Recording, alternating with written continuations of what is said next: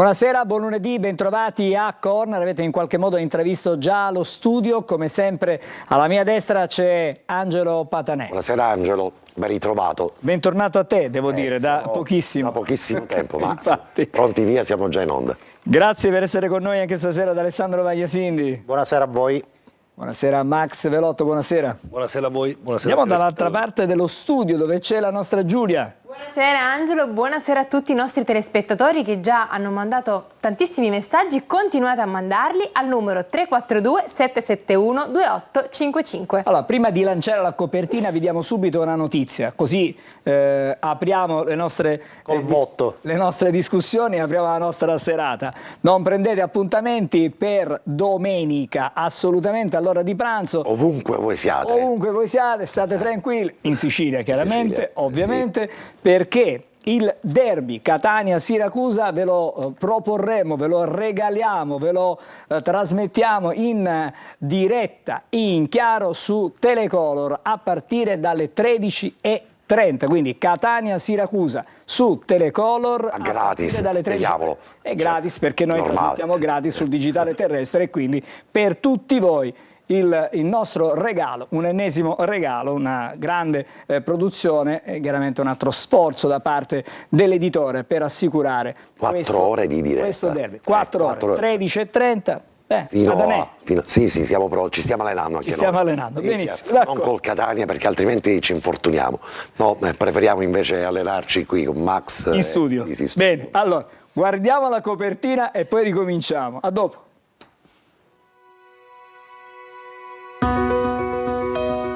La bandiera più in alta di tutti, quella che dice Melior decidere surgo, risorgo più forte dalla cenere e il Catania oggi non deve essere supponente, deve essere però ardito, temerario, spregiudicato, spavaldo, di fronte un Cerignola soltanto audace, ma sicuramente forte e di una tradizione tra l'altro favorevolissima nei confronti della formazione rossaazzurra.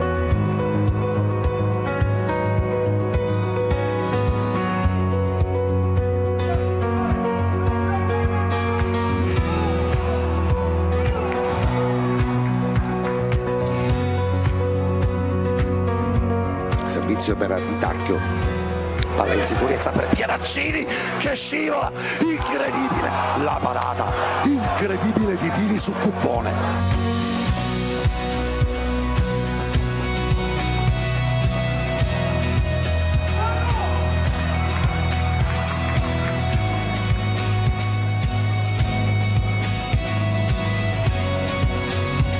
Cerignola in possesso di palla al centro dell'area di rigore, la girata, il pallone alto sulla traversa con la girata da parte di Cuppone. Paolucci avanzava al piede il Cerignola e la parata ancora una volta di Dini che toglie la possibilità del gol alla Cerignola.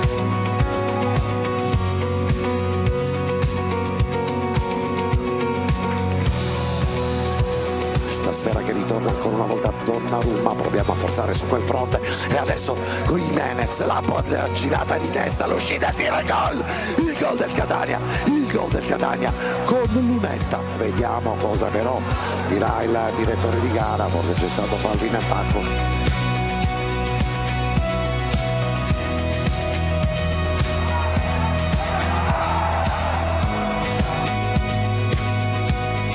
Attraversa la parte della Cerignola con un'uscita da parte di Dini che non ha intercettato il pallone, ma la botta è stata violentissima.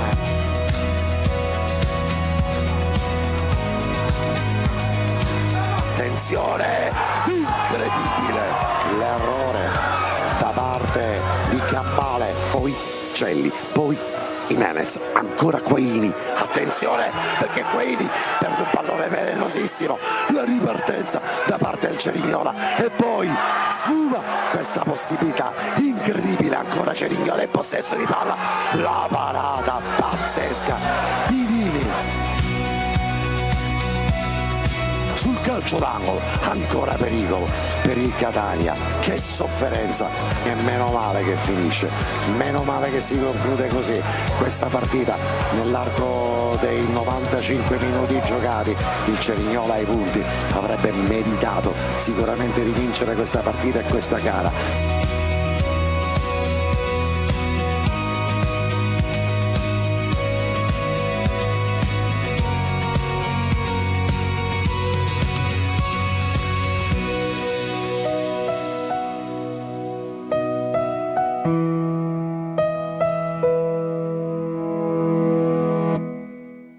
Sai che avrebbe detto Vasco Rossi? Cosa avrebbe detto? Già. Già. Allora, Già. permettimi di salutare Giovanni Finocchiaro, collega della Sicilia. Buonasera Giovanni. Grazie per l'invito. Grazie per essere con noi. Giorni con Giovanni è sempre un piacere confrontarsi con lui. E allora confrontiamoci subito, perché abbiamo sentito le parole finali di questa copertina di Patanè. Cerignola avrebbe meritato di vincere. Parole esattamente troppo buono e diametralmente opposte rispetto a quello che diceva in apertura: il Catania deve essere, il Catania non lo è stato. Giovanni. Ho sofferto quasi di più a rivedere le immagini, perché poi magari lì ti rendi conto fino a un certo punto, rivedere e metabolizzare è anche un po' diverso. La cosa che io oggi ho fatto notare sul giornale, giusto o sbagliata che sia, è che vedo un attimo il pareggio come un vantaggio acquisito grazie a Dini, però la domanda che mi faccio alla fine è: il Catania sta perdendo del tempo e questo tempo non torna più indietro. È vero che adesso c'è uno snodo di 4 partite e probabilmente deciderà quello che sarà il percorso reale del Catania, perché dopo Siracusa e Giugliano le partite in casa con Benevento e Salernitana non daranno più alibi, scampo, tempo a quello che deve essere il percorso dei rossazzurri. È anche vero che 4 punti in classifica dopo 7 turni si possono recuperare in qualsiasi momento, però in questo momento il Catania, dopo gli 11 gol iniziali, ha problemi in fase realizzativa, e come è successo a Cerignola può capitare. Non si possono perdere dei palloni in fase di impostazione e prestare il fianco agli avversari che hanno campo libero per andare in porta. Se non ci fosse stato Dini, e chiudo, in questa squadra, il Catania oggi avrebbe quantomeno i punti in meno, il pareggio in meno col Sorrento, perché ha parato un rigore ed è stato bravo, non ha sbagliato l'avversario, e ieri avrebbe perso quantomeno 3 o 4-0. Allora, volevo sentire anche Patanè, perché avete visto la partita dallo stesso punto di vista. No, noi eravamo separati. No, io ho detto non dallo stesso punto di vista. Proprio fisicamente. Però eravate tutte e due Eravamo prima vicini, poi ci hanno separati. amichevolmente separati, perché lì in mezzo devono stare altre persone. Ma sei rimasto dentro lo stadio, mia? Sì, solo che c'era non un palo, era un pilone dello stadio davanti. E quindi non hai visto? Guarda di qua, alza, cioè, la Serie C è anche questa, poi alla fine ridiamo, però ci sono delle situazioni un po', come dire, da raccontare. Si deve adattare. Quando andremo in pensione forse lo racconteremo io e Angelo in un memoriale. Abbiamo un memoriale che via via si arricchisce. La partita di ieri fa parte di questo memoriale. Ed il titolo è Il sesso degli angeli. Siamo tanti angeli e possiamo parlare di tante cose al cospetto di una partita, di una prestazione, di un periodo, di un momento, essere ottimisti, essere invece totalmente con i piedi, restare con i piedi per terra, o essere pessimisti. La partita di ieri consegna un dato che è incontrovertibile. Angelo, anzi mi rivolgo ai telespettatori che magari hanno memoria migliore della mia e anche di quella di Alessandro, con la quale ci siamo confrontati, qui c'è Max, ci sei anche tu Giovanni. Io non ricordo che in 100 minuti di partita il Catania non abbia mai battuto in una partita un calcio d'angolo, e la mia memoria spazia. Male che va è il record negativo eguagliato, no? Alessandro, male che va, il record negativo eguagliato, ma io francamente, se a casa qualcuno ha ancora davvero gli almanacchi cartacei come si sa una volta, non ricordo che negli ultimi 30 anni il Catania, al cospetto di squadre come, non voglio fare la Marcord, no, dal Tricase alla Juventus, non abbia mai battuto un calcio d'angolo. Questo cosa sta a significare? Sta a significare che la squadra ha un'involuzione di gioco talmente grave, ovvero è diventata così prevedibile per gli avversari, ovvero non riesce a sfondare mai sulle fasce, che porta comunque a condurre una partita senza battere un calcio d'angolo. Significa che quelle volte che hai trovato la profondità sei stato talmente tanto prevedibile che hanno chiuso l'opportunità di andare o al tiro o comunque a una deviazione, perché il calcio d'angolo te lo procuri nel 50-60% delle condizioni quando cerchi la profondità sulla corsia, fai rimpallare il pallone dopo un tiro sui piedi all'avversario e là ti guadagni il calcio d'angolo. Significa che il Catania non è andato mai in profondità, non ha cercato mai le corsie e non ha cercato mai gli spioventi. Abbiamo parlato di un giocatore come Forte, Angelo, quante volte ne abbiamo discusso anche con Carlo Breve, che salutiamo. Forte è un giocatore di quelli che vogliono tanti palloni messi dalle corsie laterali, e invece è un Catania che non gli fornisce. Adesso io non voglio dare alibi, però le occasioni Forte le ha avute contro... No. Voglio dire, adesso non è un problema, il problema del Catania è la costruzione del gioco. Normale. Poi magari hai centravanti e queste azioni che costruisci le metti in porta o comunque rischi di fare gol e impegni la difesa avversaria. Il Catania ieri non ha impegnato la difesa avversaria. Quando sei così ripetitivo, fermo restando che 7 giorni fa, o meglio 4 giorni prima, avevamo avuto dei buoni auspici dalla partita col Trapani. Ma di questo vorrei parlare e approfondire poi la questione: come mai questa trasformazione nel giro di 4 giorni. Ci arriviamo però. Esatto. Alessandro, 1 minuto e mezzo anche per te, dopodiché vorrei sentire Max per un primo giudizio sull'arbitro e poi sentiremo anche gli amici da casa. Stasera sta succedendo di tutto sulla nostra WhatsApp line. Beh, è stato tutto brutto. Dalla vigilia, questa mancata pubblicazione dei convocati, questo mistero bulgaro su Caturano. Sembrava di tornare ai tempi di Lobanowski, non so se vi ricordate questo tipo di calcio. Lobanowski, quando però non c'era internet, non c'era la telecomunicazione facile, quando le squadre avversarie non sanno per tempo se un giocatore va. Avevo dato 1 minuto e mezzo a Bagliasini. Però Alessandro. Attenzione Patanè, che stasera c'è la novità. Lo so. E devi stare attento perché scatta il cartellino giallo e rosso. Ci torniamo perché chiaramente. Ci torniamo perché non è. Alessandro. La pazienza sta finendo, Volevo porre. Lo sei richiamato? Volevo porre l'attenzione su 2 cose. Allora, intanto questa vigilia. La partita che ha espresso da un punto di vista tecnico una prestazione orribile del Catania, perché tecnicamente il Catania ha giocato una partita orribile in tutti i suoi effettivi o quasi tutti, e poi emerge una prevedibilità del Catania che a partire da Cosenza fino a ieri, con la parentesi di Trapani, ma Trapani è stata una partita diversa più da un punto di vista emotivo, temperamentale. Se dobbiamo parlare di gioco, dobbiamo parlare di espressione tattica, il Catania è diventato prevedibile e questo è l'aspetto secondo me preoccupante, perché il Catania sembra non avere un piano B. Si sposa con 0 calci d'angolo? Sì, assolutamente. Il Catania sembra non avere un piano B. Per il momento mi fermo qui. Bene, vorrei andare da Max un attimo e facciamo vedere gli strumenti di stasera a disposizione di Max, perché attenzione, ti fa vedere. Ma perché li rivolge a me gli strumenti? No, li sta facendo vedere la telecamera. Perché sei stato avvisato. Sei stato avvisato. Giovedì sei stato avvisato. Stai tranquillo. Allora Max, stiamo in 4. Attenzione. Allora. Diciamo, direttore di gara di Salerno, diciamo Angelo che al cospetto di una designazione che aveva suscitato qualche polemica, molto probabilmente chi decide di inviare gli arbitri sul terreno di gioco fa più una valutazione tecnica piuttosto che geografica, e ha avuto ragione, perché secondo me Striamo ha fatto un'ottima prestazione, un elemento che ha garantito precisione e coerenza tecnica per tutta la durata della partita, qualche lieve imprecisione ma che non ha sicuramente influito sul risultato della gara, quindi complimenti all'arbitro, perché comunque partiva con delle pressioni esterne non legate proprio alle proprie capacità, bensì ad altri tipi di situazioni, e diciamo che ne è uscito fuori alla grande. Voto? Voto 7.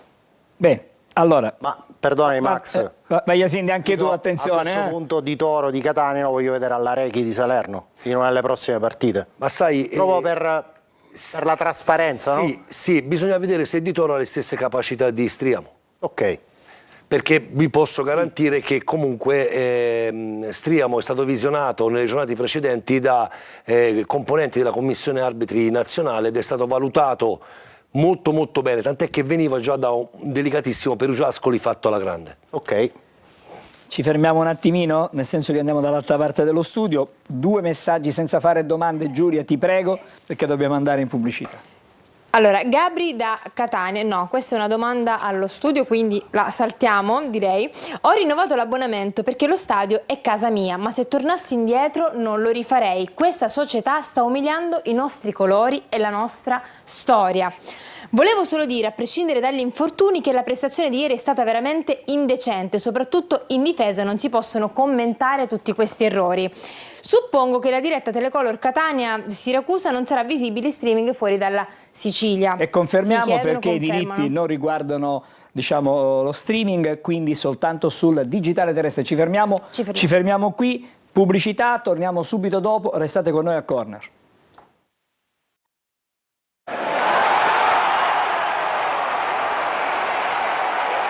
Ripartiamo da dove ci siamo fermati praticamente. Hai rischiato il giallo. Io ho rischiato il giallo. Hai rischiato il giallo. Sei uscito fuori dal campo. Diciamo subito una cosa, che qui chi rischia non sono io. Attenzione a cosa diciamo e cosa facciamo. Patanè, allora, però vorrei ritornare di nuovo alla questione di cui si discute tantissimo. E Giovanni magari lo coinvolgiamo su questo. Giovanni, perché scriverai, domani ne parlerai e ne parleremo, leggeremo soprattutto sulla Sicilia, tutti questi infortuni, che cosa sta succedendo attorno a questa squadra? Succede che tutti i numeri 9 stanno male, ora si è fermato Forte che sembra possa recuperare, ora bisognerà verificare con gli esami strumentali delle prossime ore, potrebbe anche recuperare a metà settimana. Rolfini aspettiamo sempre che guarisca dentro in lista. Quello è un sine die, te lo ricordi, sì, Giovanni? Ieri quando avevo parlato con Napoli. L'ho visto uscire io in ritiro direttamente, poi, mentre Caturano dovrebbe rientrare contro il Siracusa. Ma siccome l'abbiamo detto la scorsa settimana, non l'abbiamo detto noi, l'ha detto Napoli dopo Trapani, rientra poi. Però ieri si è allenato da solo, comunque con un preparatore in sede, oggi ha fatto la stessa cosa, quindi nei giorni di recupero, di riposo della squadra, mentre la squadra giocava, lui ha, come dire, ha guadagnato un po' di energie, speriamo che le possa utilizzare. Io ho scritto anche oggi... Scusa Giovanni, prima di arrivare a Catania aveva giocato 24 minuti col Potenza, quindi in 7 giornate di campionato Caturano ha 24 minuti sulle gambe. Quindi iniziamo subito a dargli il minutaggio che può dare in questo momento. Infatti sia ieri che oggi sto ribadendo, ma Caturano non è il salvatore dell'Ava, entra Caturano e vinciamo la Champions League, e il Catania vince la Champions League perché io non gioco. Però è anche vero che ha dei precedenti importantissimi, ma se ci fidiamo solo di un giocatore, magari anche perché entra in una squadra che in questo momento non ha quella proposizione di gioco in grado di valorizzare al massimo le qualità di Caturano in area di rigore, quindi forse addirittura lo si espone a una pressione ancora maggiore, quindi l'idea secondo me al netto di quello che sarà la settimana di Forte, io dubito che possa giocare domenica da titolare. Secondo me sarà Lunetta e poi 25-30 minuti massimo per Caturano il secondo tempo. Domanda sui precedenti, Giovanni, te la faccio così, d'amblè e diretta. Se per questo, insomma, Cicerelli, prima di tornare a Catania, aveva dei precedenti incredibili. No, nelle prime giornate di campionato aveva segnato già un mare di gol e questo aveva fornito... Se lo posso dire? 19 e 10, 19 gol. No, alla settima giornata. 5 gol e 3 assist. Esatto. A Terni. I precedenti. Totale 19 e 10. 19 gol, 10 assist in tutta la stagione. Qui siamo invece ad appena 2 gol su rigore. Basta. 0 assist. Lo stiamo vedendo Cicerelli fra le altre cose. Senza andare lontano, ma così per sorriderci un attimo su un giocatore che abbiamo lasciato in box e che abbiamo poi ceduto, come Cosimo Chirico, ha una media di gol impressionante e anche una media di assist. Sembra che non forse ti sei dimenticato di Nando, Chirico purtroppo Catania non è paga la tutta storia una stagione. non è per tutti, Esatto. Catania, ragazzi. Insomma, Però, ne sappiamo tutti. Giovanni, io sono d'accordo, Catania non è per tutti, Non è ma per tutti, in ma- questi anni i giocatori da Catania sono passati Troppo. un numero immenso. A tanti. Impressionante. Cioè, in una stagione credo ne siano arrivati forse una quarantina, probabilmente, tra campagna, diciamo, acquisti di luglio, rafforzamento poi di metà a gennaio e l'altra campagna. Quindi, però non è possibile che tutti non siano adatti a questa città. Allora, se tu giochi a Casarano hai un pubblico e delle aspettative, se giochi a Catania la cosa cambia. Prima di firmare il contratto, lo dico da anni, dai tempi di Maxi Lopez in poi, se arrivi a Catania e firmi il contratto, ricco o misero che sia, devi prima di tutto pensare non ai soldi o agli anni di contratto, devi prima pensare alla categoria che disputi e dove vai a giocare. Al Massimino non tutti riescono a reggere il peso. Posso fare un piccolo esempio di un giocatore di cui non farò mai il nome, perché in Serie B durante gli incontri di cartello fingeva di infortunarsi perché se la faceva addosso e non riusciva a reggere non le critiche, il sostegno di 15.000 persone. Quindi, siccome i giocatori sono uomini, per carità, prima fatevi un esame di coscienza. Se pensate che Catania è troppo per voi, allora non accettate. Non pensi però che ci sia anche un profilo tecnico che vuole cambiare certo, giocatori in uno Ma schema? io Cicerelli, che non sono tecnico, guarda, non ne capisco niente di calcio. Almeno di te. Però, no, tu un po' molto di più. Non dire Ma queste cose. Uno come Cicerelli, lo prendi, lo metti in campo, dici, guarda, noi oggi giochiamo in 10 così, tu fai quello che vuoi. Perché a Terni faceva quello che voleva, ma portava risultati a casa. Ora io sto estremizzando, E 3 assist. sto estremizzando Però Ternana il concetto. giocava 4-3-1-2 con Cicerelli il dietro i due concetto, attaccanti. però Toscano l'ultima volta l'ha detto, dobbiamo pensare ai trequartisti come degli attaccanti, dobbiamo metterselo in testa pure loro. Allora prendiamo Cicerelli, dice, guarda, ti prendi il pallone, fai quello che vuoi, vediamo che risultati porti.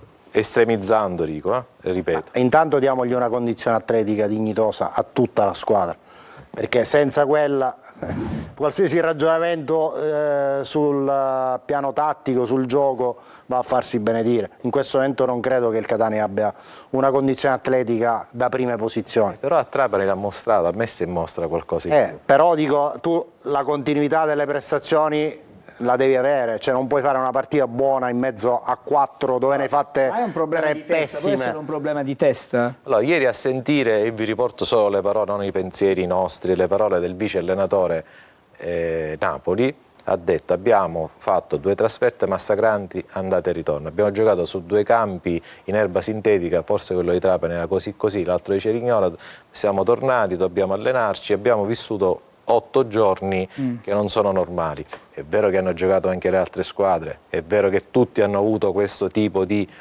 come dire, di profilo. Di disagio. Il Catania in più ha avuto il disagio di andare a Trapani, che non è proprio qua dietro, era meglio che forse si faceva la trasferta a Bergamo, e poi tornare e ripartire per Cerignola. Oggi la squadra è tornata alle 16 col volo delle 16:30, pienissimo. Anche questo, diciamo, può in qualche modo condizionare, Un no? professionista queste cose le affronta, però poi se vai a sommare un po' di cose è chiaro che un minimo di stanchezza in più o di imprecisione in più anche non solo dettata da questo fattore. Fra poco andremo a vedere qualche episodio legato alla partita di ieri e la Moviola, la faremo assieme a Max Velotto, però Alessandro ha preparato, la vediamo subito questa Sì. grafica, perché poi La prima, non riusciamo, il calo del Catania esatto. spiegato in numeri. Perché dobbiamo cercare di fare No, grafiche l'abbiamo entro una certa ora. l'abbiamo già impaginata con Gaetano Marano, il Ecco. calo del Catania tradotto in numeri. Eccolo, Vediamo nelle ultime 4 giornate cosa è successo per effetto dei risultati negativi che ha conseguito il Catania.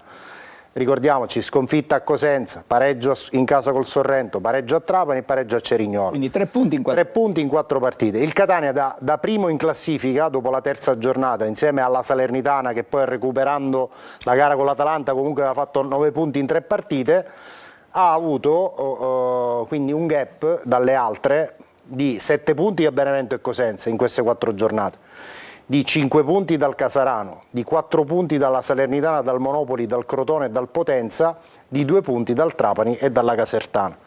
Quindi è un dato di fatto assolutamente inquietante, che ha rigirato la classifica. Ricordiamo, terza giornata, 9 Catania, 9 Salernitana, classifica odierna magari se la regia ce la può fare vedere, anche se provvisoria perché ci sono dei recuperi in corso, dei posticipi in corso.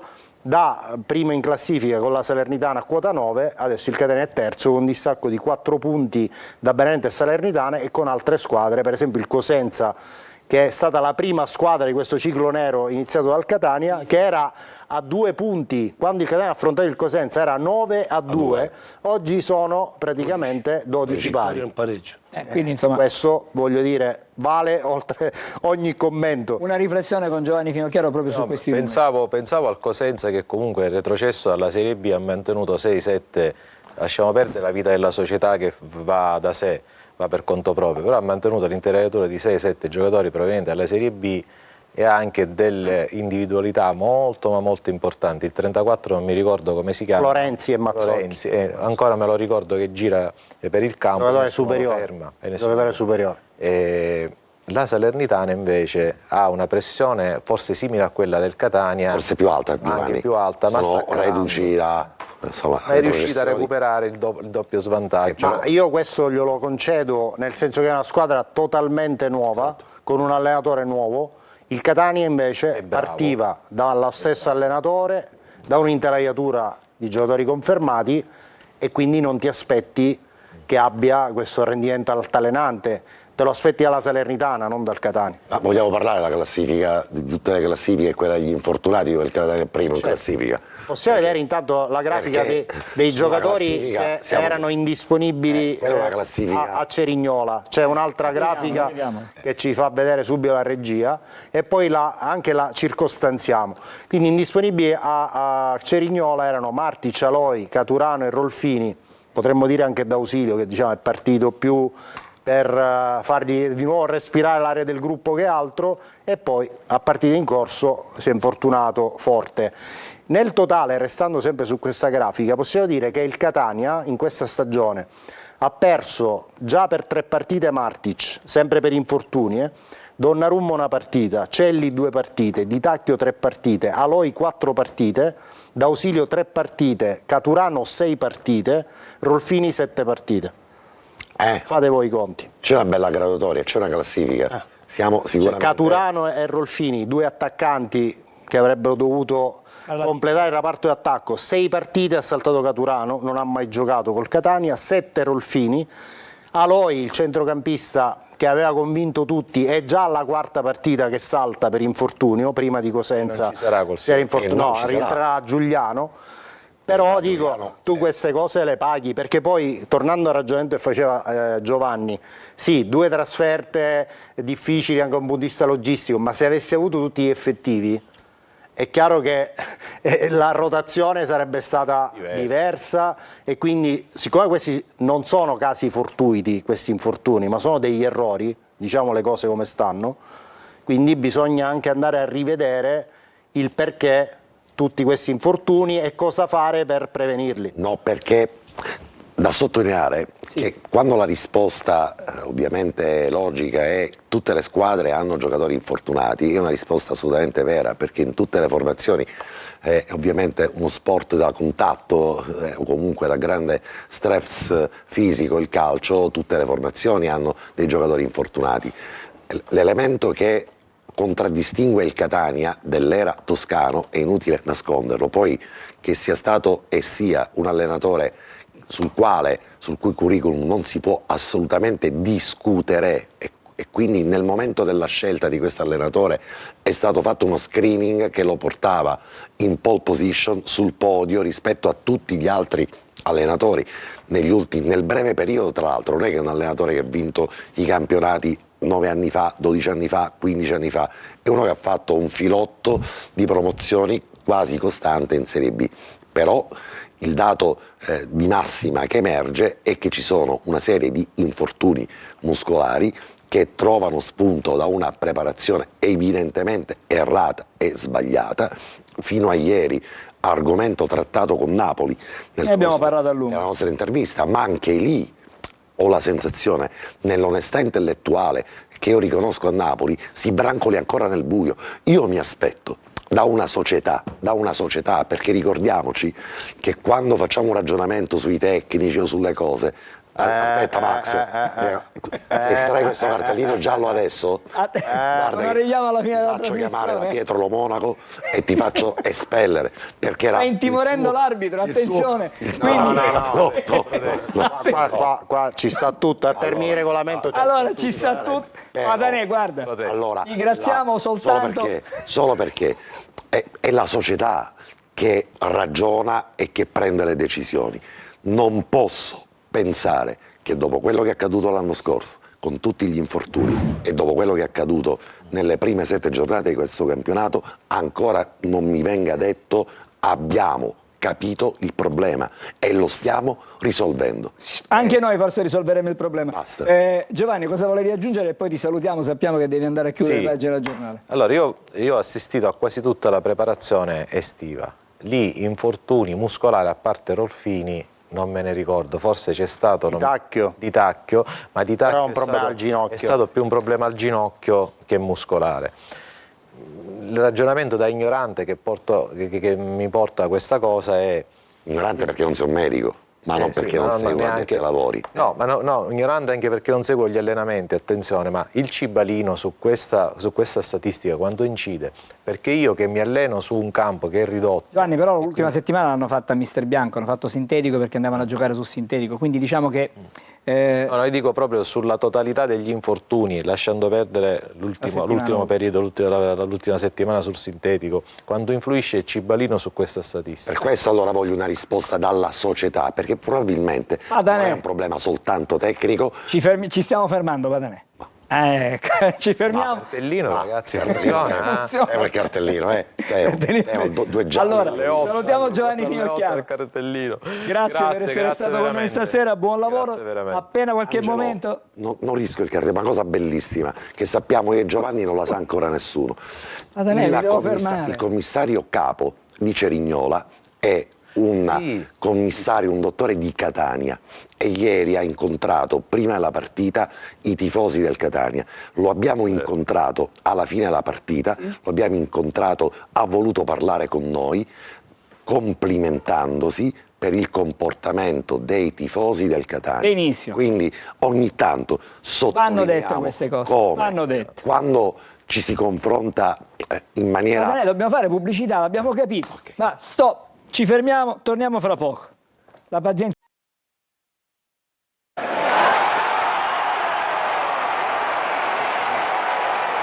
Allora, ricominciamo e ripetiamo la vicenda Caturano. Fra poco andiamo dalla nostra Giulia, vorrei sentire cosa ha detto ieri nel post partita Napoli.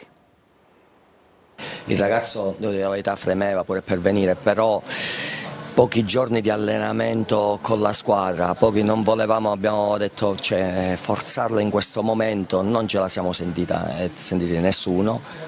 Il ragazzo da questa settimana sarà pienamente con il gruppo, avrà una settimana in più, è rimasto a Catania per lavorare e quindi per non riposare questi 2 giorni ma per lavorare, e quindi speriamo, e questa volta faccio veramente gli scongiuri perché l'altra volta ho detto poi non sono stato un buon profeta, però prossima settimana dovrebbe essere assolutamente disponibile.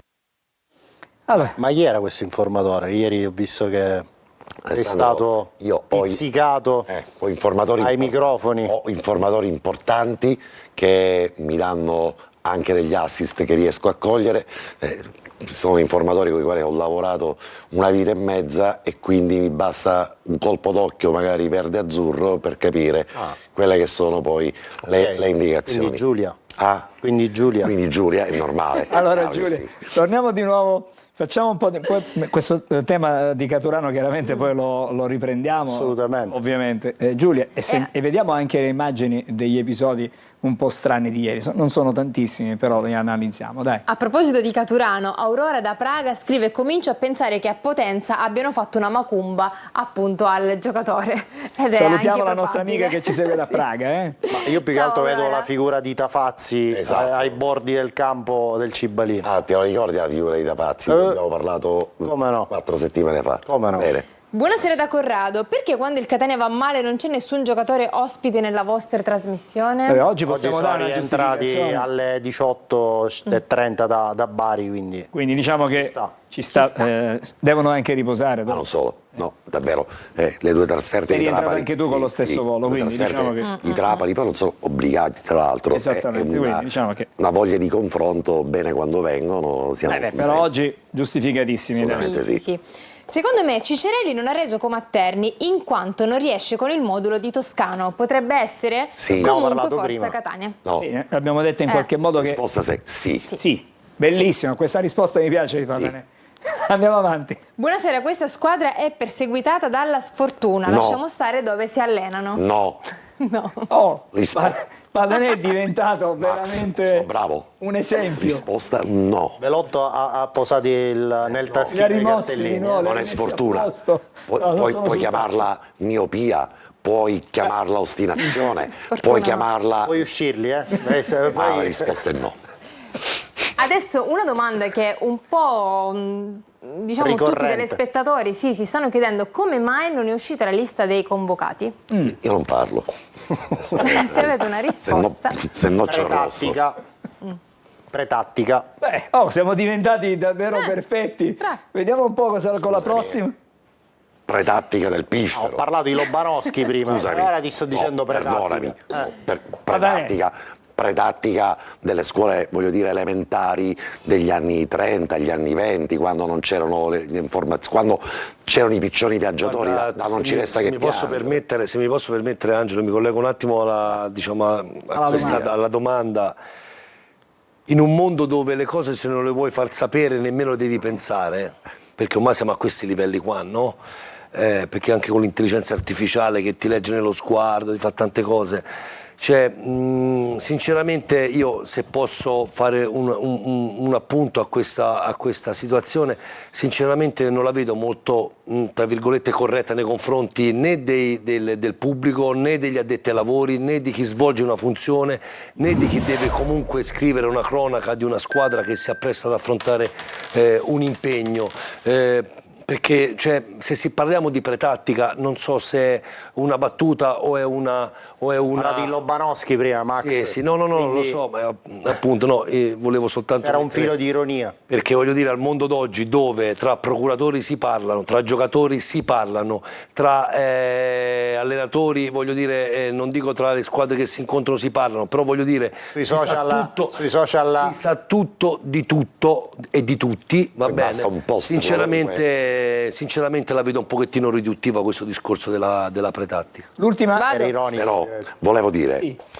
come mi piace guardare anche le cose dall'altro punto di vista. È vero che nessuna società ha l'obbligo di diramare la lista dei convocati, cioè non è un obbligo e quindi puoi anche non farlo. Poi c'è una prassi, una consuetudine, c'è anche un dovere, io reputo corretto, finora esercitato quasi sempre dal Catania, di informazione nei confronti di una tifoseria che non è quella, con tutto il rispetto per tutte le latitudini del calcio, di Tricase o di Cerignola, dove ieri solo perché c'era il Catania c'erano 2.500 spettatori, 3.000 spettatori. Qui hai 15.000 abbonati, 25.000 persone, un bacino d'utenza che ti premia di anno in anno. Quindi la scelta di non diramare la lista dei convocati, se per pretattica, mi sembra davvero una cosa davvero infantile. Ma era una battuta, penso, No, no. quella di Alessandro, non da prendere sul serio. No, non era una battuta quella di Alessandro. No, secondo me era una battuta. Non era una battuta. Ma poi ha Perché motivato la sua Alessandro- battuta, Alessandro. No, non è una battuta, è l'esercizio di una deduzione che fa dalle informazioni che riceve. Patanè, fra Guarda che poco Alessandro scatta il giallo. Non fa battute. Sta scattando il Alessandro è giallo, così Patanè. intelligente Vorrei- da far da dire le cose che gli dicono. Patanè, ha intimorito l'arbitro, continua ad essere... basta. Reiterato. Torniamo all'ultimo L'ultimo, messaggio. preparazione totalmente sbagliata. I giocatori nelle prime partite andavano 3 volte più veloci. Il preparatore atletico deve essere assolutamente messo in discussione. Allora, Il su questo preparatore abbiamo già atletico parlato. lavora su indicazioni dello staff tecnico, non lavora in autonomia. Allora, settimana scorsa eravamo appesi alle pagelle. Questa settimana siamo appesi alla moviola. La stiamo slittando di pausa pubblicitaria in pausa pubblicitaria. Ci fermiamo, Patanè, In silenzio. ecco, in silenzio, e dopo torniamo con la moviola. Sicuro? Sicurissimo. Boh.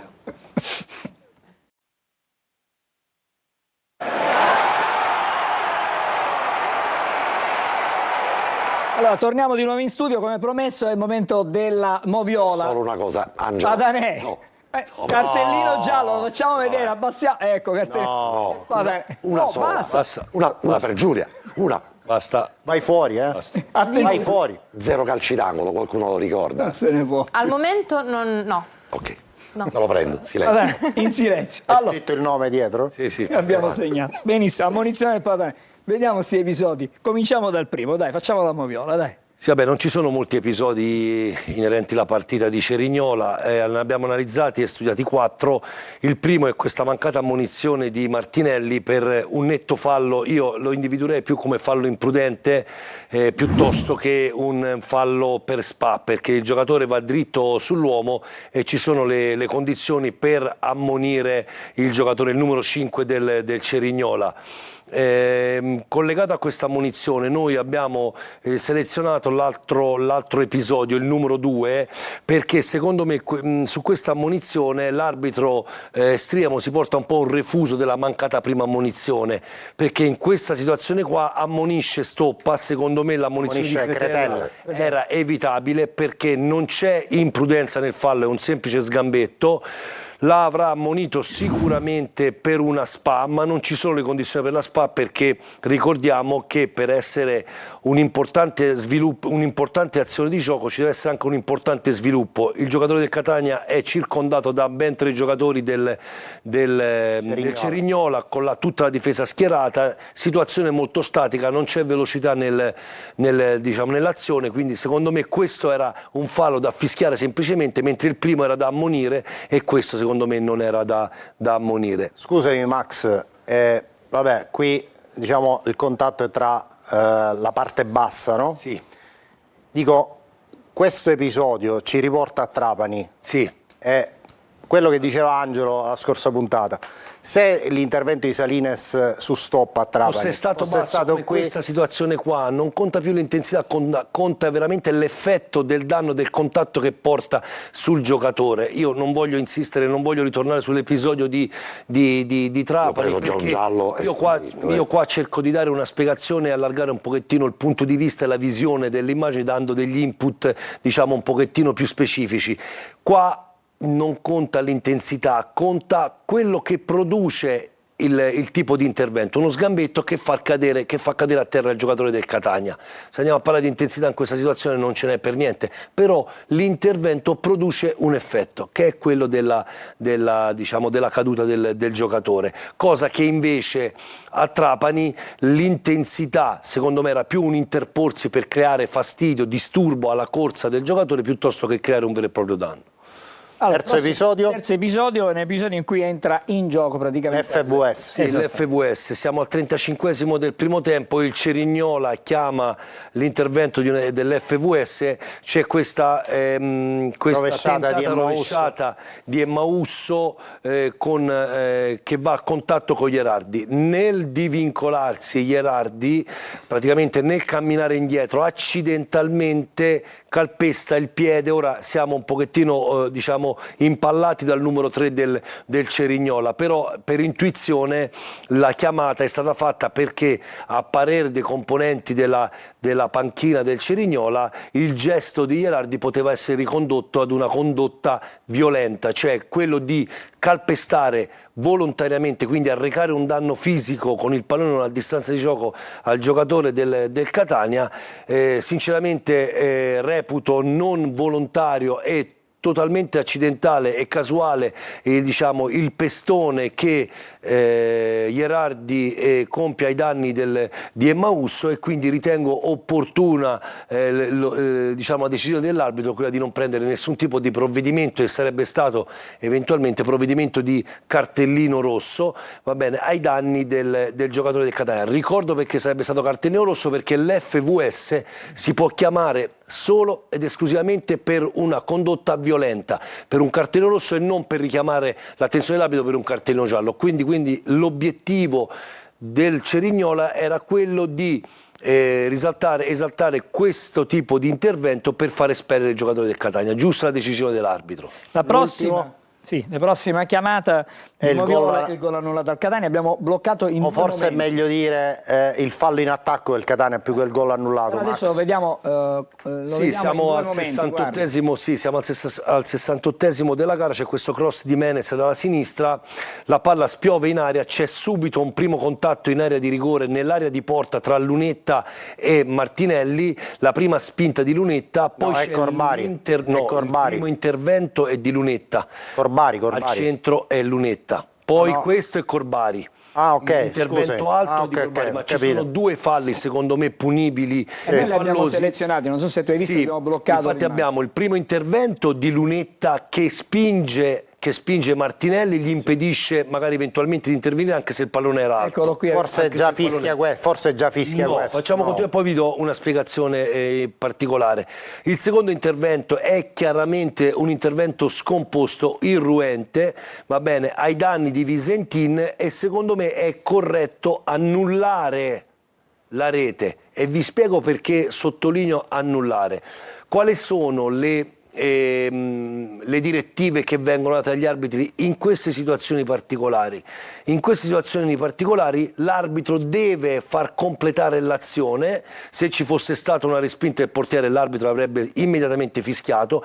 In questo caso qua fa concludere l'azione. Parliamo di rete annullata perché il fischio, Angelo, ci siamo confrontati anche oggi, Arriva subito è la dopo. sensazione mia che ho avuto anche leggendo un po' il body language dell'arbitro, è che fischia dopo che la palla ha oltrepassato interamente la linea di porta, quindi dopo che la palla è entrata Ancora in qui rete. non l'ha fischiato, guarda. No, la palla ora entra in rete, la palla E entra qua- in rete, ora lui qui, mette il fischietto qui, in bocca con eccolo la qua. sinistra Esatto. e indica con la destra verso il centrocampo, e poi corregge subito perché magari visivamente può sembrare una convalida di rete, in realtà poi con il braccio sinistro Sì, lui indica il punto, indica il giocatore che compie il fallo e quindi si dirige verso Corbari ed è fallo. Mi Poteva chiedevi... giocare la card il Catania Allora, o per opportuna conoscenza è giusto, diciamo, sottolineare l'importanza del timing, del fischio dell'arbitro, perché se l'arbitro avesse interrotto il gioco prima che il pallone oltrepassasse la linea di porta, non si può più richiedere l'FVS, perché tutto ciò che accade dopo il fischio dell'arbitro non ha più valore. In questo caso qua invece l'arbitro fischia il calcio di punizione dopo che è stata segnata la rete, quindi c'è comunque il pallone che entra in porta prima che l'arbitro interrompa il gioco.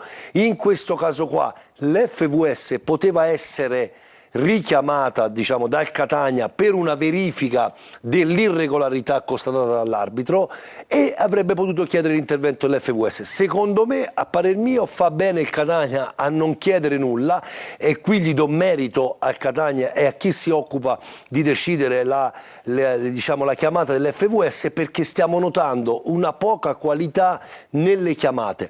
Ad oggi c'è una elevatissima percentuale di chiamate FVS per interventi che sono chiari, sono chiarissimi, quindi il suggerimento che posso dare è quello di selezionare in maniera precisa e attenta le chiamate per non giocarsi una carta a vuoto. Caso proprio eclatante il rigore dato ieri alla Salernitana, dove c'è un fallo netto, rigore visibile ad occhi nudi, e i componenti della panchina del Casalano hanno ritenuto opportuno chiamare.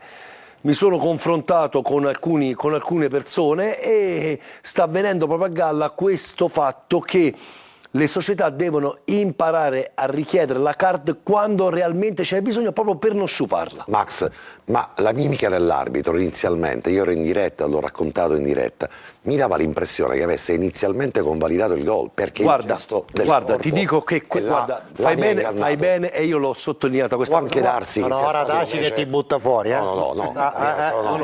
Questo è l'angolo della Moviola. Vi spiego semplicemente. No, ti butta Vi fuori. spiego semplicemente per l'esperienza mia passata, perché un errore del genere quello- lo abbiamo fatto tutti noi arbitri, perché quello mi l'istinto sembra è quello convalida. di indicare la direzione dove deve essere ripreso il gioco. Nella situazione specifica i grandi maestri, e poi quando in Serie A una cosa del genere non la vedi mai, in Serie A vedi fischiare l'arbitro, riesce a fermare il proprio istinto di indicare e si dirige camminando verso il punto, quindi fa capire subito che la ripresa di gioco deve essere un calcio di punizione e non la convalida della rete. Questo è un errore di inesperienza. Se fossi stato io l'osservatore, gli avrei detto: guarda, in occasione della giusta assegnazione del calcio di punizione, evita di indicare verso il centrocampo, perché potresti far cadere in equivoco chi ti sta guardando dall'esterno. No, perché la mia... Questo è il rigore, grazie alla regia, questo è il rigore della Salernitana, e si vede l'intervento proprio sul piede, e chiamare l'FVS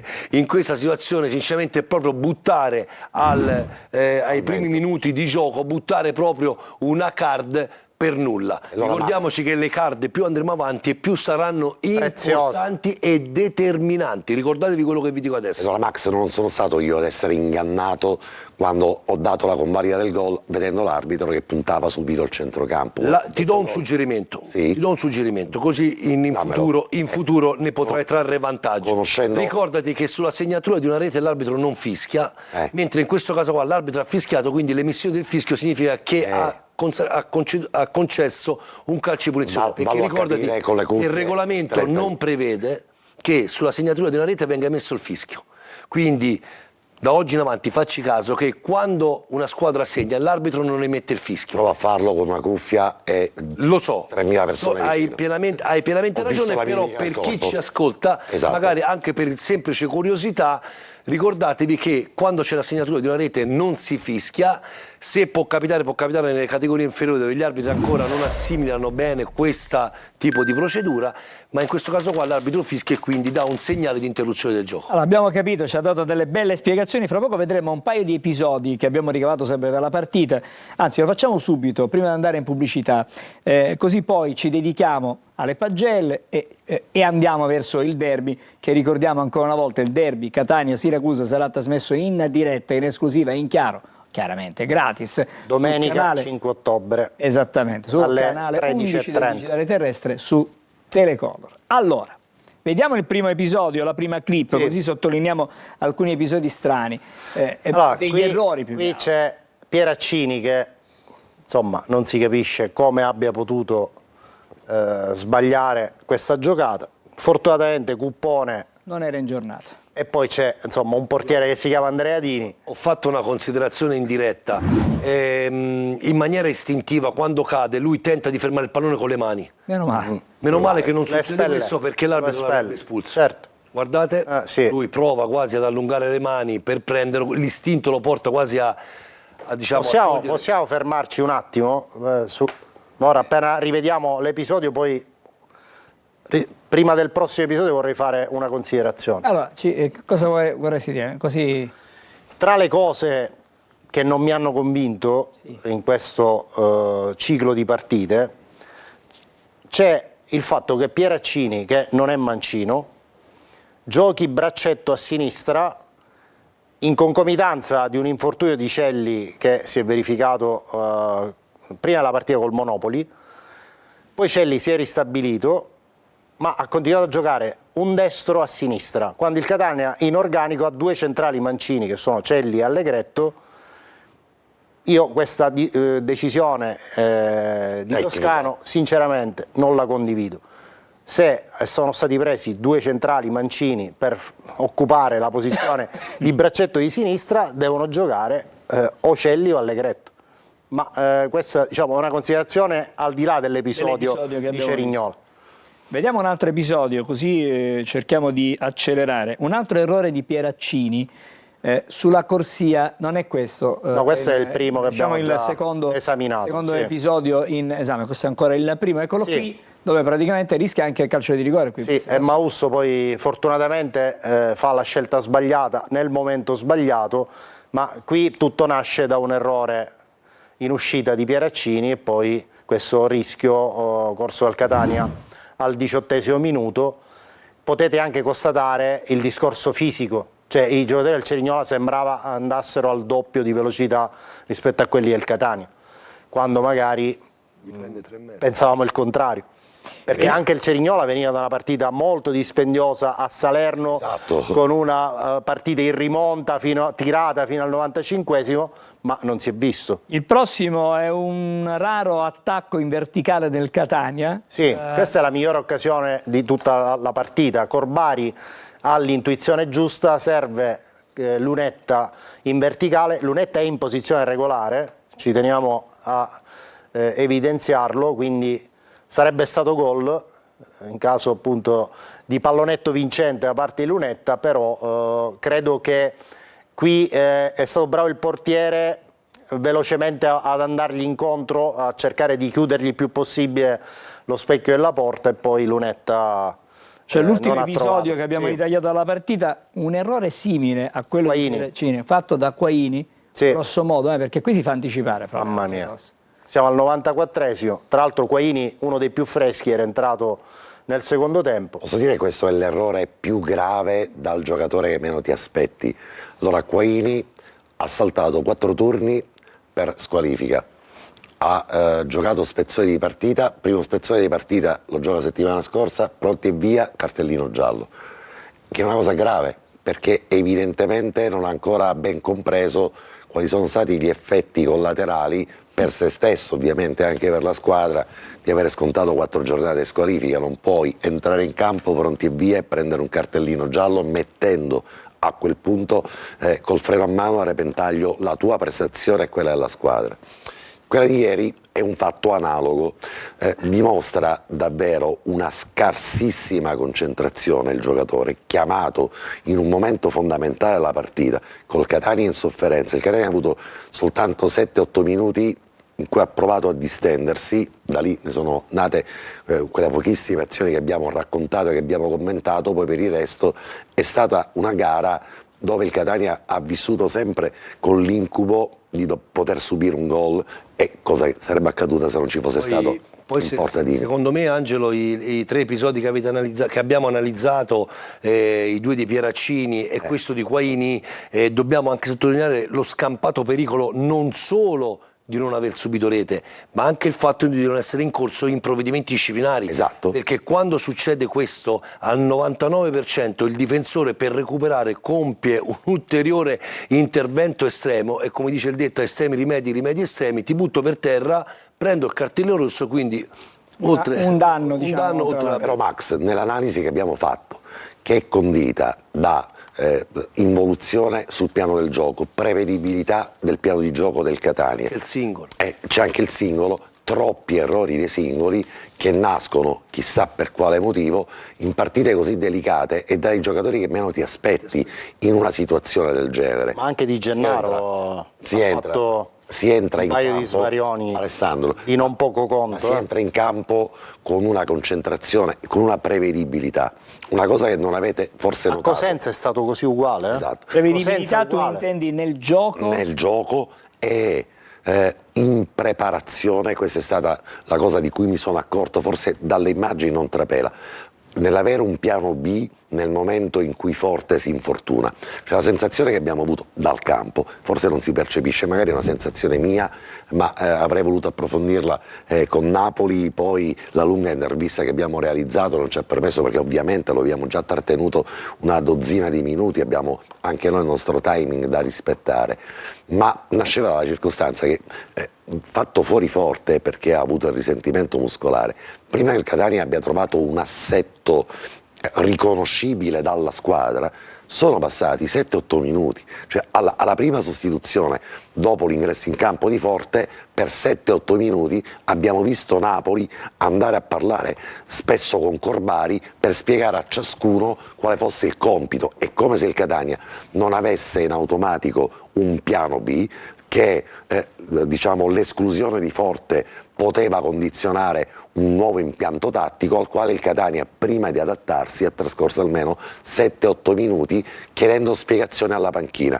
E Allora, anche questo è un fatto. tra poco chiuderemo il discorso con la partita del Cerignola, con le pagelle, con il migliore. E intanto però una breve sosta e poi torniamo anche con la nostra Giulia.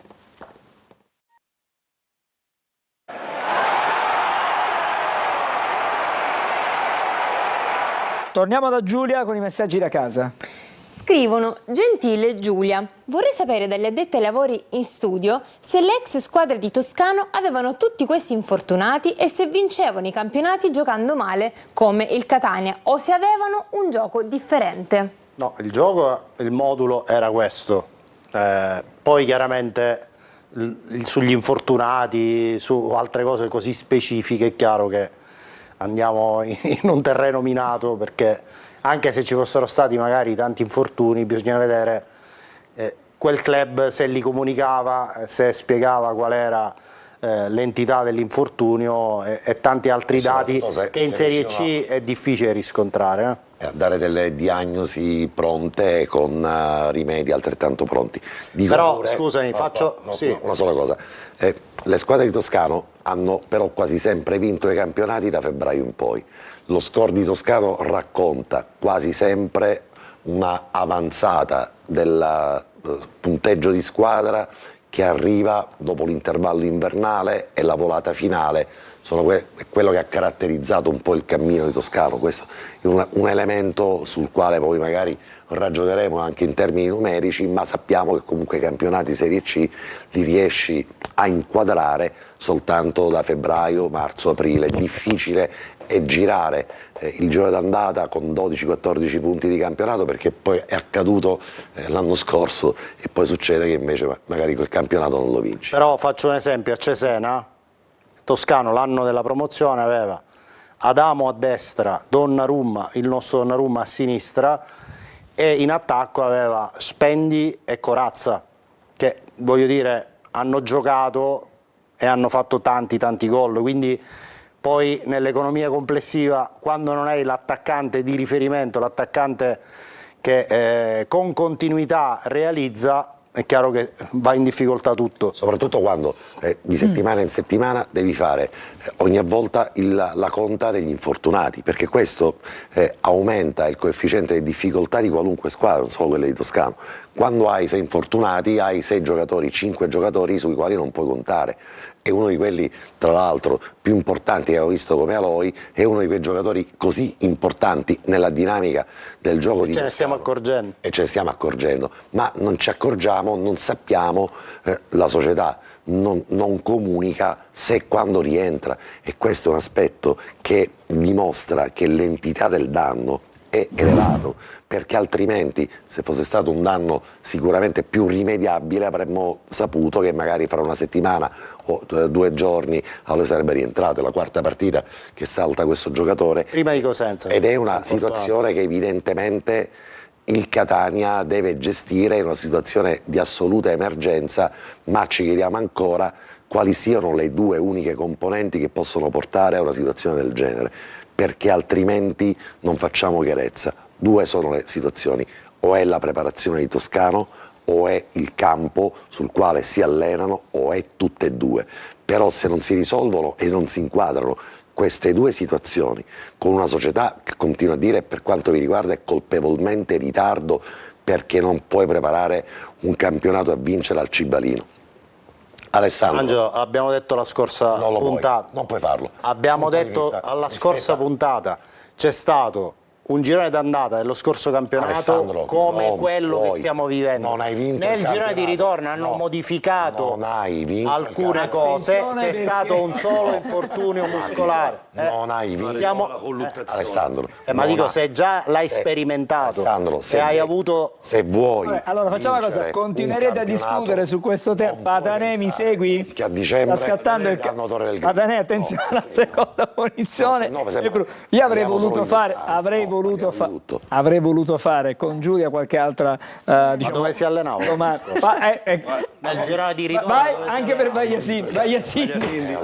Vabbè, però questa è provocazione. Una provocazione. Stop. Non l'hai vinto il campionato. Patanè, insisti? Attenzione, perché siamo in finale di trasmissione. Giulia, fra poco torniamo da te, dobbiamo fare le pagelle per forza, però... Era bloccata. E l'ho bloccata perché tu hai parlato un quarto d'ora. Pensavo di fare qualche altra osservazione Facciamo, da casa. vediamo. Una sola senza domande. E tra Giulio. l'altro c'è una domanda per Patanè, No. che proprio mi ero messa qui. Ormai la faccio, dai. Possibile. Torre del Grifo, Toscano, i nuovi arrivati, le buone intenzioni della società. Totale, siamo ancora e resteremo in C. Ma chiedo a Patanè, sono queste le condizioni per un serio tentativo verso la B?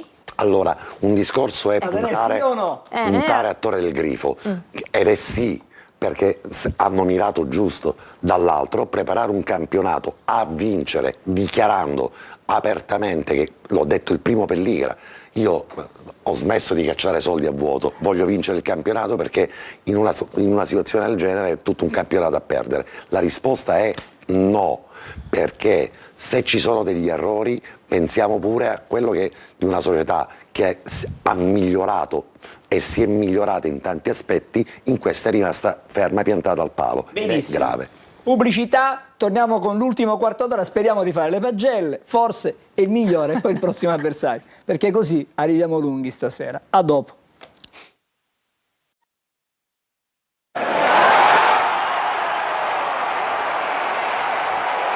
Allora ci siamo, è il momento delle pagelle, il migliore e poi vedremo anche il campetto. Giulio. Eh sì, andiamo a vedere chi è stato il migliore appunto della partita e chi se non lui, Andrea Dini con voto 8.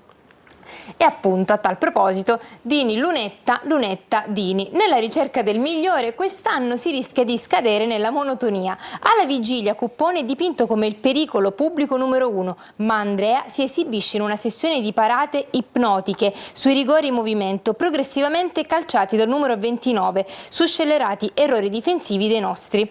Ma il campionario di prodezze comprende anche una deviazione in corner sulla traiettoria liftata di Paolucci nel primo tempo ed il volo plastico con cui sui titoli di coda dice di no a Moreso salvando il pareggio. Ah, se non ci fosse lui.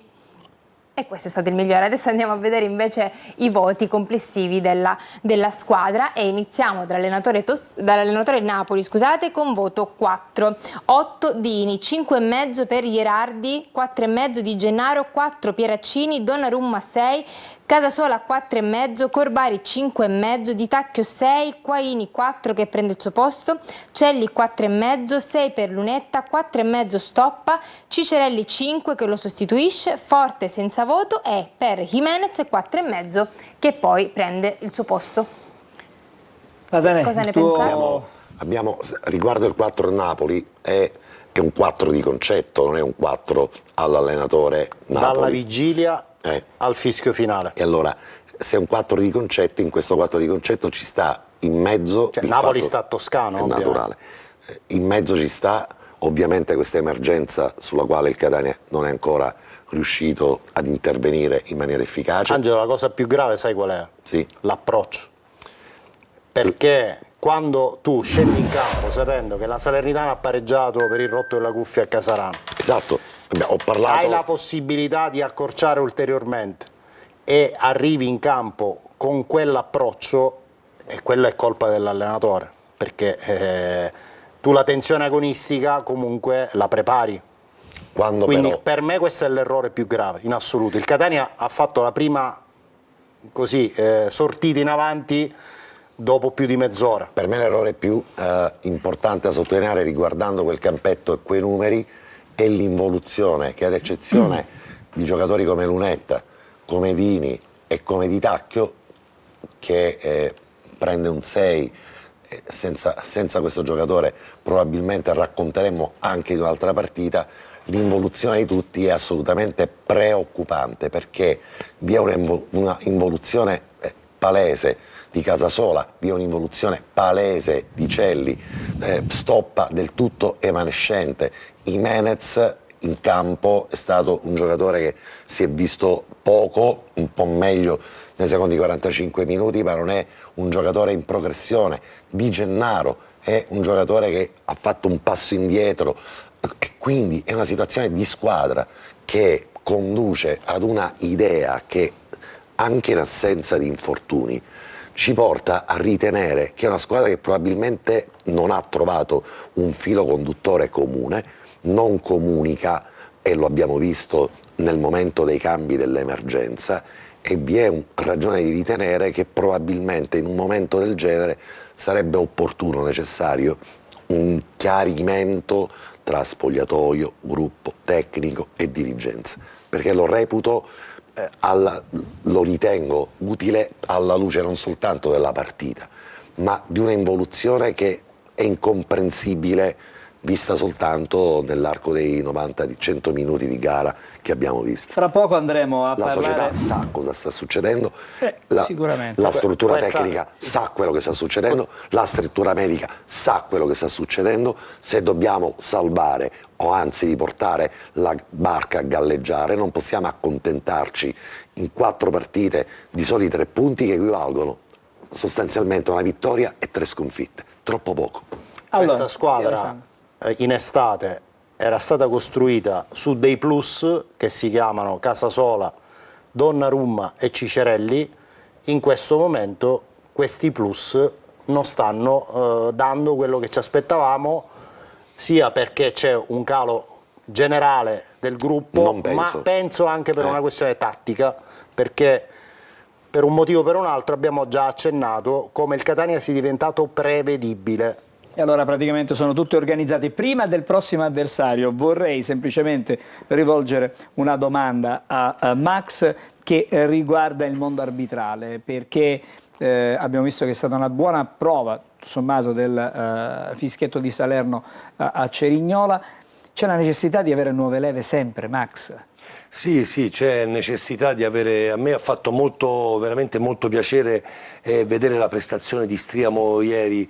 Io ero un po' preoccupato, non tanto per la provenienza dell'arbitro, perché io conosco l'integrità morale e professionale degli arbitri, quindi io in Serie B, io ho fatto l'esordio in Serie A arbitrando la Fiorentina, ero toscano, quindi voglio dire, nessuno ha fatto nessun tipo di dramma. Mi è capitato di arbitrare il Siena in Serie B contro il Piacenza, mi è capitato di arbitrare il Pisa fuori casa, la Lucchese, quindi mi capitava di arbitrare squadre della mia stessa regione e tra l'altro anche squadre che lottavano all'epoca, il Grosseto, io ero della sezione di Grosseto, lottava per non retrocedere in Serie B e io andai a fare una gara a Provercelli, che se andate su internet forse magari vi fate anche 2 risate, perché su quella partita ebbi molte critiche, perché era una gara dove la Provercelli lottava con il Grosseto per non retrocedere, ci furono degli episodi particolari. C'è bisogno di buone leve, di nuove leve. Io sono molto fiducioso di questa commissione, perché al cospetto della commissione arbitrale che c'era l'anno scorso mi piacerebbe soltanto sottolineare chi appartiene a questa commissione, ok? Così almeno vi rendete conto. Allora, la commissione è guidata da Daniele Orsato. Tutti sappiamo chi è Daniele Orsato, ex arbitro internazionale, mondiale, europei, finale Champions League. I suoi 2 responsabili degli assistenti sono Ciro Carbone e Alessandro Ciallatini, sono i 2 assistenti che hanno fatto i mondiali con lui. L'altra persona che si occupa degli arbitri è Danilo Giannoccaro, che è stato capo della commissione di Serie C per 5 anni qualche anno fa. L'altro collaboratore è Gabriele Gava, nonché assistente componente della commissione arbitri di Serie B insieme a Rizzoli, e poi abbiamo Pizzi di Saronno, che è stato capo degli arbitri della Serie D fino allo scorso anno. È una commissione forte, valida, tecnicamente di altissimo livello. Io ho avuto modo di interfacciarmi e ho subito notato la differenza tra lo scorso anno e quest'anno. Con il passare del tempo vi farò notare alcune cose che sto notando io col mio occhio clinico, dove sicuramente c'è una grande differenza. Per Catania Siracusa che designazione ti aspetti? Allora, a questo punto qua ti dico che mi posso aspettare di tutto, perché dopo la designazione di Striamo, che comunque ci ha garantito grande qualità nell'arbitraggio nonostante la poca esperienza in categoria, diciamo che mi posso aspettare sia l'arbitro esperto sia l'arbitro giovane, che magari nelle prime partite ha dimostrato alla commissione di essere in grado di poter fare un Catania. Potrebbe essere un arbitro siciliano? Potrebbe essere, come è successo lo scorso anno con l'arbitro di Palermo, con Mucera, che tra l'altro ricordo è stato un arbitro promosso in Serie A, che anche a fronte di quella designazione nel derby con il Messina nacquero delle discussioni e poi uscì fuori con una grande prestazione, tant'è che a fine anno è stato promosso anche in Serie A Serie B. Vediamo allora il prossimo, prima il calendario. Vediamo il calendario velocemente. Sì, andiamo a vedere il calendario. Che non è un calendario banale, vai Giulia. No, assolutamente. Andiamo a vedere appunto il calendario del Catania di ottobre e tutte le No, partite questa è la- Questo è il prossimo avversario. Ah, ok, io l'ho detto Il giusto. calendario delle Il prossime calendario. gare del Catania, adesso la regia Esatto. ce lo mostra. E tutte le partite sono in programma per le 14:30. Si parte domenica 5 con la sfida interna contro il Siracusa, che ricordiamo noi trasmetteremo in chiaro su Telecolor a partire dalle 13:30. Sabato trasferta a Giuliano, domenica 19 al Massimino arriva la Salernitana e il 26 ottobre ancora in casa i rossazzurri affronteranno il Benevento. Questo è il Calendario calendario. non banale già. e da leggere tra le righe. Allora, vediamo il prossimo avversario, Alessandro? Sì, lo vediamo. Parliamo del Siracusa. Eccolo qui. E allora, il Siracusa è reduce da una immeritata sconfitta interna col Cosenza, una partita che la squadra di Turati ha dominato per larghi tratti, è stata frenata dalla vena del portiere Vettorella, il Cosenza ha fatto miracoli, e da una prodezza di Mazzocchi che continua a confermarsi uno dei migliori attaccanti del girone. Reduce comunque dalla prima vittoria in stagione che risale al turno infrasettimanale prima della gara col Cosenza, dove ha battuto in rimonta il Potenza per 2-1. Credo che sia una squadra che in questo momento ha meno punti di quelli che meritava per il tipo di gioco che ha espresso.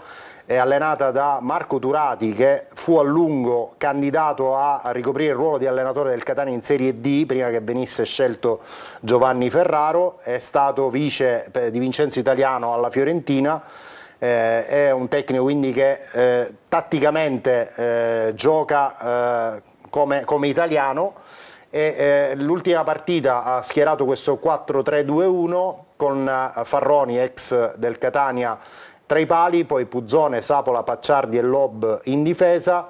A centrocampo insomma, l'uomo più rappresentativo è Candiano, con Guadagni che fa la mezzala ma ha avuto un passato anche da esterno d'attacco, se ricordo bene anche nella Paganese.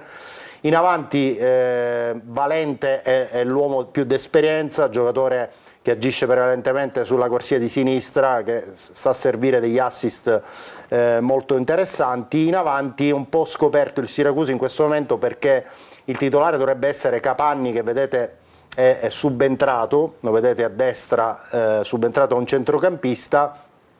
Bisogna vedere da qui a domenica se Capanni riuscirà a recuperare l'autonomia per giocare dal primo minuto e quindi prendere il posto di Contini, che ha giocato titolare contro il Cosenza. Pochi gol realizzati, lo potete vedere in basso a sinistra, 4 complessivamente, con tra l'altro un autogol da parte di Alastra, il portiere del Potenza. Quindi una squadra che produce tanto gioco ma segna pochi gol, un po' come il Catania delle ultime settimane. Squadra zemaniana, difesa molto alta, gioco molto veloce, verrà a Catania da Matricola, che deve farsi l'ossa in questo campionato con la voglia di vincere la partita, non starà qua a fare le barricate perché serve a poco, è un'occasione troppo ghiotta andare a cercare di trafiggere proprio il Catania in un derby, in una domenica di calcio che potrebbe rilanciare le ambizioni del Siracusa e davvero seppellire un po' il cammino del Catania.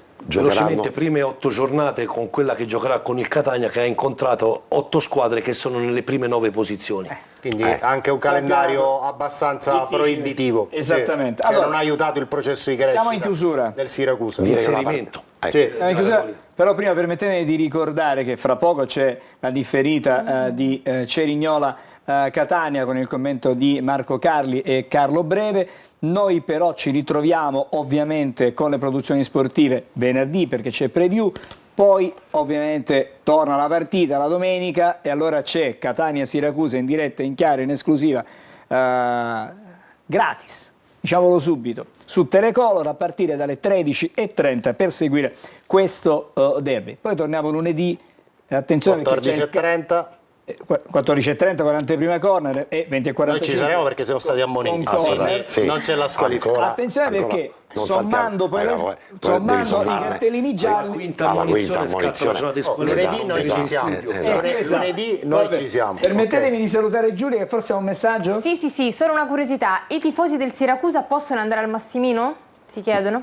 Mi pare che le indicazioni Al siano momento abbastanza chiare. Non ci sono conferme, ma sarà una situazione molto complicata. Benissimo. Non voglio sentire parlare di partita complicata, partita difficile, frasi retoriche. Attenzione, Padane, Non voglio sentirlo dire. Angelo, prossime 4 partite, calendario non banale Sono in partite tutti che i allora- sensi. E allora non voglio sentire ragionamenti banali come rispetto che va sempre dato agli Siracusa avversari. sta avvenendo da 2 partite giocate bene, Il Catania, ha vinto con impotenza, ha perso immeretatamente. l'obbligo di giocare una grande Stasera stiamo partita. sforando di quasi Nel bene e nel male, nel calcio le cose possono cambiare alla da un velocità momento della all'altro. luce. Questo è anche vero. Allora, grazie ad Alessandro Vagliesin. Grazie a voi. Grazie ad Grazie a te, Angelo Angelo. Patanè. Buona Grazie serata. a Max Velotto che è stato Grazie a con voi. noi. Grazie Giulia. Grazie a tutti voi per averci seguito, buonanotte. Con Corner vi aspettiamo lunedì prossimo. Intanto ricordate, domenica 13:30 Catania-Siracusa in diretta chiara in esclusiva su Telecolor 13:30. Buonanotte.